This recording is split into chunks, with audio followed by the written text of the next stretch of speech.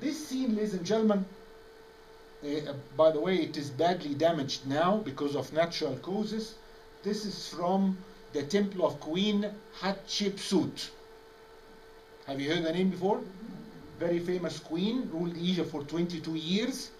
About 1400 BC, she has one of the most magnificent temples ever in Egypt and on earth, and should be counted as one of the wonders of the world. It's cut out of the mountain, which is hosting the tombs of the Valley of the Kings. Amazing. It's not our subject now, but Queen Hatshepsut was a great queen, and she claimed that she was born as a divine child. Yeah?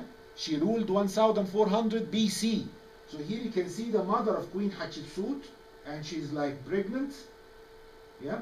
Here you can see the mother of Hatshepsut seated, and she's receiving the prophecy. Yeah? And here you can see number of gods as well, pointing the key of life to her nose, giving life to the divine child who will be born, Hatshepsut. She used this sort of a religious story based on the birth of Horus, the divine birth of Horus, mainly for political reason. Because when her husband died, she was supposed to pass the kingship to his son. His son was not her own son. His son was a son of a secondary wife, and he was like 8-9 years old. So she said that the boy is not into being a pharaoh, he wants to become a priest. And she sent him to one of the temples in Luxor, locked him there for 22 years while she was acting as the ruler. So to gain the support of the priests, yeah. So she wanted to tell everyone that I'm not a queen of Egypt, I'm not the king of Egypt, I am the son of God, like the pharaohs. Yeah. And I was talking to a friend over there about the name of Moses. He read that Moses is not a Hebrew name. This is true. Moses is an Egyptian name. Yeah, Moses, it comes from Mesu. Mesu means child. So Moses means the child or child. Yeah, either you read it this way or read it the other way around, like Musa. Mu is water and Sa is the sun. So Musa, the son of water, or Moses, like Ramesses. Ramesses originally is Ra Moses. Yeah, Ramesses. Ramesses. You got it? So Ra is the sun god and Moses means the child. So we say Ramesses, it's the way we pronounce the name now. Yeah? Tutankhamun, you know what is the original name of Tutankhamun? Tot, the ibis-headed god. Ankh, the key of life. Ammon. So Tot, Ankh, Ammon. Yeah? You call him here King Tot. Okay? But originally he is Tot Ankh Ammon. When I say it this way, it has a meaning. Yeah? When I say Tutankhamun, it's the living image of the god Ammon. Anyway, so Hatshepsut, and I'll teach you an easy way to pronounce the name Hatshepsut, because after we finish the lecture, I will ask you to repeat the name, please. Yeah? Hat, ship, suit. Easy? I guess that she was American. Okay, Hatshepsut. So Hatshepsut was a queen who used that way, what we call the divine birth. There were different ways for claiming the throne.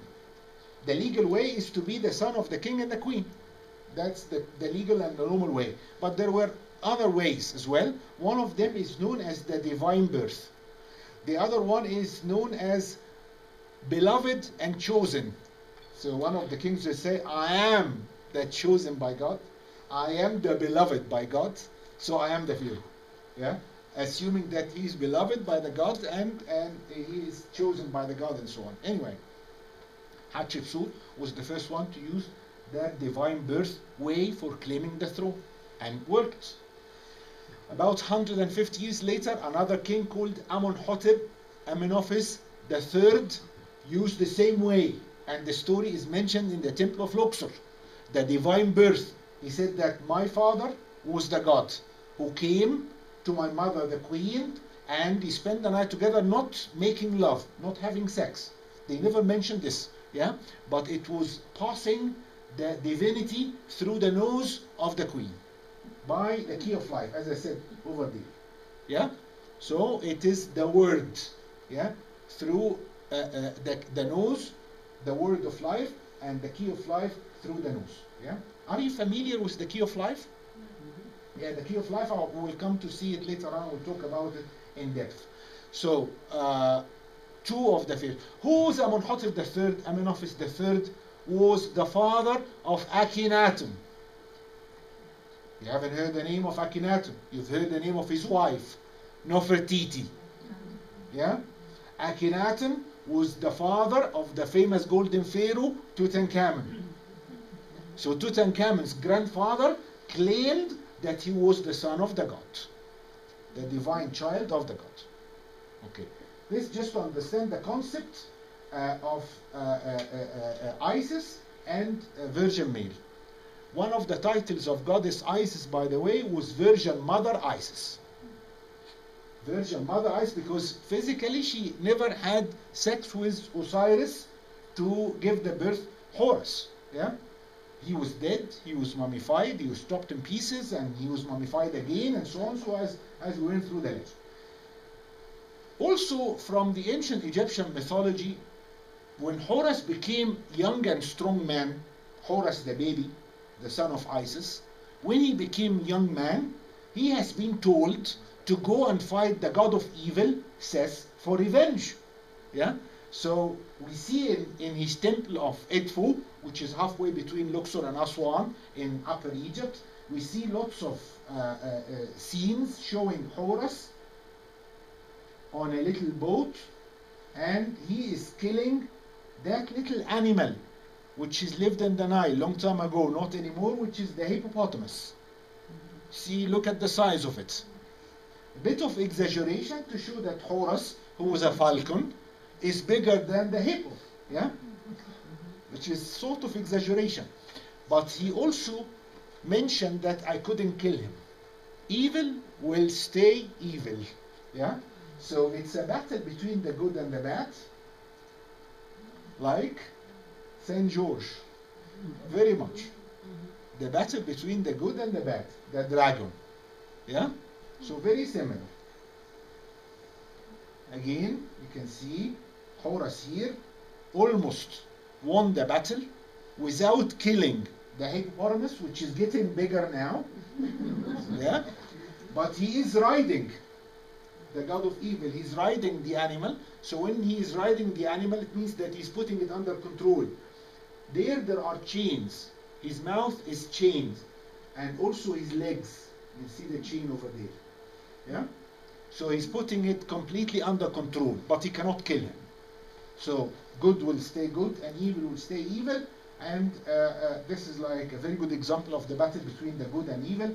Like here again, another painting of St. George and the dragon. This is something from the Book of the Dead. And the Book of the Dead was used around 1500 BC. And it is showing the god Ra, the falcon god with the solar disc on the top of his head, and traveling in the underworld. They got this idea when they saw the sun rises on the east every morning and sets behind the mountains of the west bank every evening, and then disappeared in the underworld for the 12 hours of the night when it gets dark.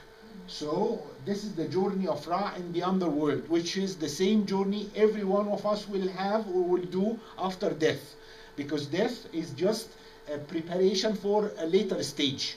This means some of you will ask, well, why the ancient Egyptians were boring, talking always about death, talking about mummification, building tombs, building temples. When we go to Egypt, we don't see palaces, we don't see houses, we don't go see villages. Why? Why we only go to visit tombs and temples? And I always tell my people when they go to visit, you say, it's ABT, another bloody temple. Every day there is another bloody temple. But if we change, it will be also ABT, another bloody tomb. Yeah? Why? Because they focused on the second life, the afterlife, which is eternal life. They said that sooner or later, when we die, this life will come to an end. Sooner or later, how long you live for, but you will die at the end. It's a fact. But they said, after death, We are not vanishing, we are coming back. We are coming back for a second life, and this second life will be eternal. So when we have the second life, we will never die. And this second life will be either in heaven or in hell. In heaven, very much like description of heaven in other religions. Hell is very much like hell also in other religions. It depends on what? On weighing your heart. We said that the god Osiris, this god Osiris, yeah, the father of Horus, will be judging humans, weighing their heart and the feather.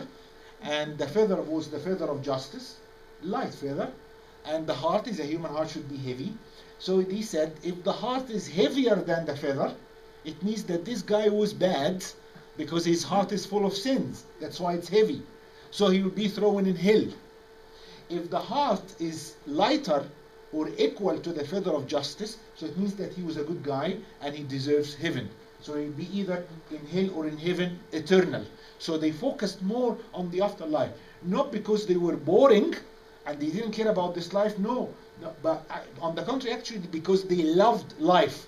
And they refused the fact that death is the end of this life. They said it's the beginning of another life. So when they build their houses, they build their houses of mud, brick and wood, which were washed away over the years. While when they build the houses of the gods, the temples and tombs, yeah, they build them of stone.